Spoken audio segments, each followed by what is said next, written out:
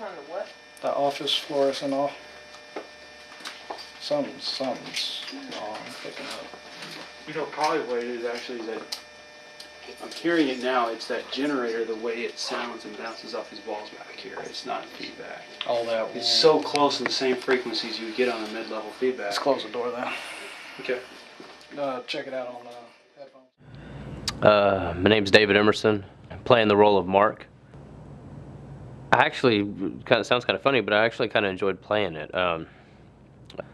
That's kind of the way I guess I was back in high school, back in college days. Really no commitment to anyone, just kind of bounced around back and forth. So, I mean, I kind of had the background with it. Hopefully I've changed my ways now. I'm not quite that way anymore. My name is Marilyn de Casas, and I play Kim in the movie. Well, I think she's, in the beginning of the movie, she's really, outgoing. She likes to date around and all that, and it was written real well. And yeah, I mean, I didn't see anything that I didn't like. Actually, it was pretty good. Oh yeah. I was really excited to actually, to start working on it. So. I am Matt Morris. I play the part of William Mathers. I liked it. Either this character or Mark, the two I was, that's a lot of how my life used to be. Then the part with Will coming back to God, that's kind of a something that's happened in my life. I'm Dawn Covington. I play Emily Mathers in the movie. She's a really good character. I like Emily quite a bit. I liked it from the first second that I read her lines, and I can relate to her. Loves her family, but she loves her job, and so she's got some choices to make, but I think she does pretty good. Our first recording was approximately in May 2006. It was good because it gave everybody the chance to kind of get to know each other, to kind of rehearse. This was actually the first meeting that the cast and I actually had. So I'm just meeting these guys for the first time, and they're getting to know each other, and right away they clicked. They were real comfortable with each other, real comfortable with the script, which was good. So I know that they had spent some time and invested learning their lines. Okay, I'm sorry, bad joke. My pants came with umbrella. I sure did. That's what I was like. I sound like a retarded caveman on this one. What? With the umbrella. Oh, my pants came with the umbrella. Alright. That makes a little more sense. Movie making. What can I say? It's definitely hard work. Did I know it was going to be this hard going into it? No. But we still managed to have fun. And that's one thing I can appreciate when you're talking about a project that spans over a year.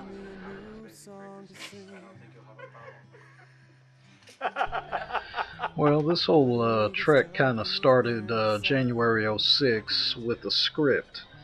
The script actually came pretty quick, fairly easy. Got something down on paper, had a few drafts, finally had a final copy out there, probably by the end of February. Something that everybody could work with.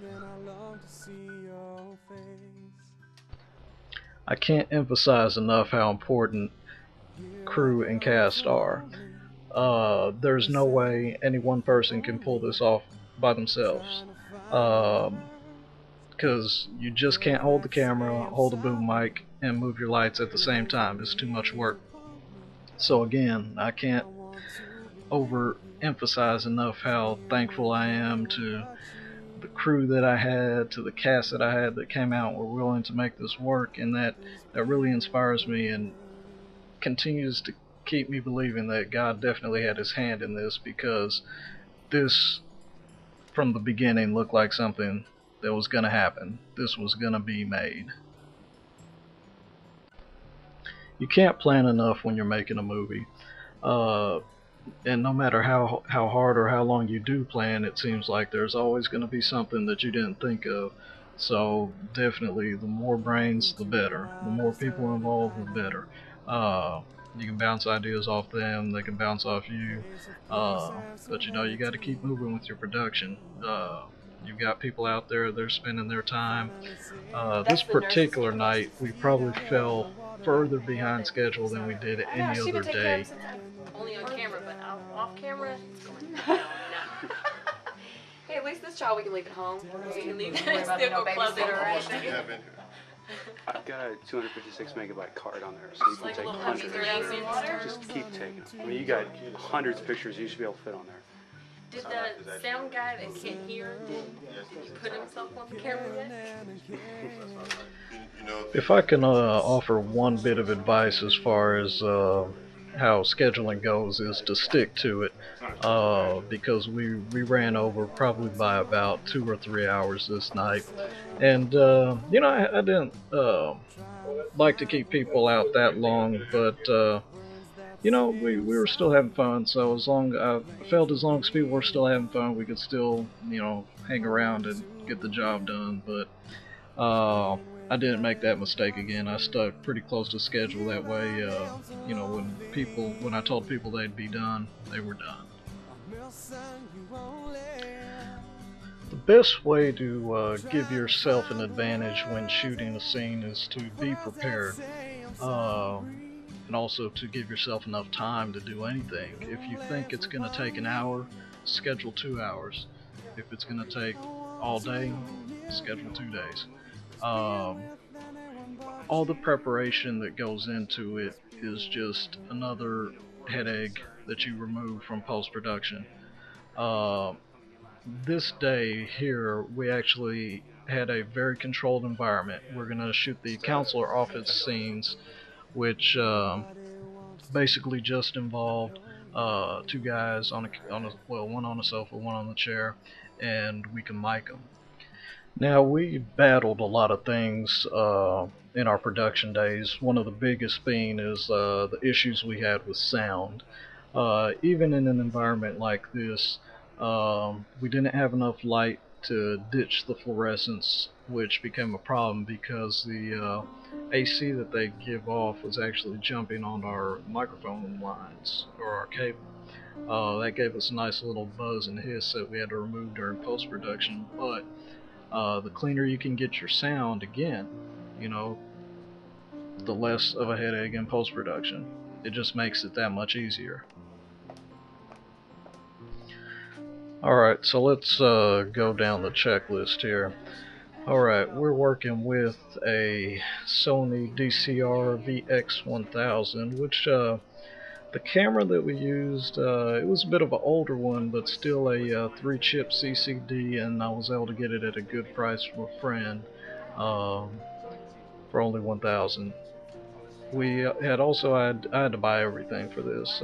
I got a Asden microphone, which is a dynamic directional mic, which we use to pick up all of our sound, and also acquired two 250 watt lights, which I do have stands for behind translucent umbrellas. Okay, now this might sound kind of funny, but I actually had fun doing this. What we had to do is we had to go and actually record sound, because for a lot of our audio, you just couldn't pick up a dial tone or a key beep the way you wanted to unless you get a mic right on it. And so this is myself and my first assistant director, James, recording audio. Murder 1. Mr. Crandall's being accused of stabbing his wife to death and drowning his daughter while at their summer cottage. It would seem like a slam dunk for the DA, but here's the kicker. They didn't have a warrant on the original. Okay, now this is probably one of the bigger mistakes that I had made when producing this, is to record audio and video separately. There were many instances where I had chosen to do this, and getting on-site audio, would have still been doable. This creates a problem because you've got to sync basically the audio with the video, and if for some reason the lines are delivered different, they just don't sync, or maybe the enthusiasm's not there, you always get the best performance when they're actually giving it, when they're acting it out, when they're interacting with the other actors. So I would advise, always get the best sound that you can when you're shooting a scene. It again, it just makes for many less headaches in post-production. She wasn't interested at all in going.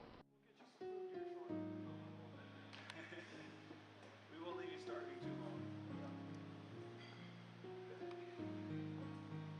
Action. Roll camera. Now, I won't bore you with sound anymore, or any more talk about the sound, and talk about one of the big pluses that we had when making this was our leads. They hit it off right away and had a great chemistry when working together, one that I felt really translated well on camera.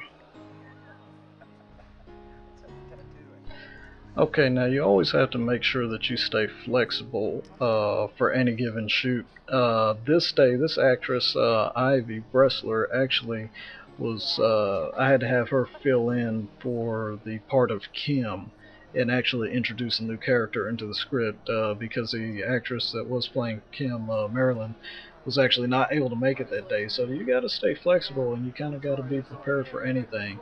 And, just know that anything could happen. You're not paying anybody, so don't feel like they owe you anything. And don't get frustrated, don't get upset when things don't work out the way you plan them.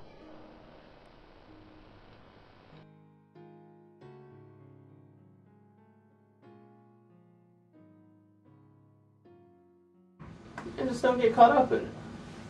Just get in, get what you need, and get out. I'm not looking to get married, you know. It was not real hard to drop a girl. I mean, it sounds kind of bad, but it just wasn't any emotional attachment to it. Is what it kind of came down to, and that's kind of how I portrayed him in the movie. I do have 8 nieces and nephews, so I understood the whole having a kid part kind of to a point, as being an uncle, and how letting work kind of take over my life of what that happened. This is big time now. And we're billing you and Stevens out at $210 an hour. Don't make us look bad. It wasn't supposed to be like this. Your daughter needs a father. She hardly knows who you are when you walk in the door anymore. Why don't we ever go out like we used to? Work stays busy.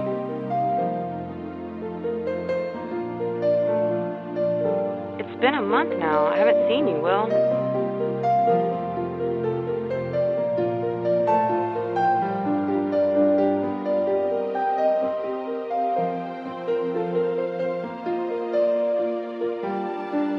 Don't you want to be home with me?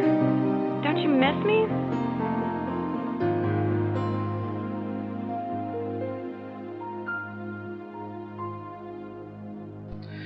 Alright, and there it is, my original production release date there. Yeah, we pushed that back a few months. Anyway, so, Love Means, a love story. I have to say, I was inspired to write this. One thing that always has been on my mind, about marriage and, when people fall in love is how people go from their beginnings to the fighting and to the divorcing. Don't you want that kind of security? It's not about the money, Will. If it was, I wouldn't have quit my job. It's $105,000 a year. It's not for me. Can you at least be here for your daughter? Amy doesn't even know I'm not there. That's all there is now. It's just me and Amy. Am I going to have to sleep alone again tonight? I try not to make light of the situation because I know there are, different circumstances for everyone, but ultimately, we all do have a choice, and one thing that I wanted people to be able to see in the movie was that these choices are what makes love work. The choices that people make for each other, and I try to use the Dr. Myers character, the counselor, to kind of get that message across. So essentially, basically what we have is we have 2 stories going on here. We have the story with Will and Emily, and then we have the story between Mark and Kim. And so basically, of course, Will is going to make the right decision for the end for his family, but in the scenario with Mark and Kim, Kim is actually going to ultimately decide that that's not going to work. That Mark is not changing his selfish ways, and therefore, the relationship just Well, and dissolves. also I think that, just it also gives the people could see, that everybody has problems no matter what, and you could overcome them. And like in Kim's situation, she was having a lot of trouble, and so yeah, I mean, there's always, if you turn yourself to God, then you could, you could overcome those problems, and marriages aren't always perfect, but they turn out pretty good. Yeah, they're never perfect. They're never perfect. It's always Yeah. about the choices. Yes, that's true. Well, alright then, see, it's getting late now, and I guess I'll leave you with that. Um, if nothing else, to at least have someone maybe think twice about some of the decisions that they're making in their marriage. Um, and I'll know that the movie has accomplished its purpose. Um, I don't know what the future holds as far as plans, marketing, distribution for it, but I'll leave it in God's hands. Whatever He wants to do with it, I know it's His work, His hand, not mine, His message, and I'm just glad that He chose me to carry it out, and so, I know it's gonna do His purpose, His will out there, because it belongs to Him, it's His.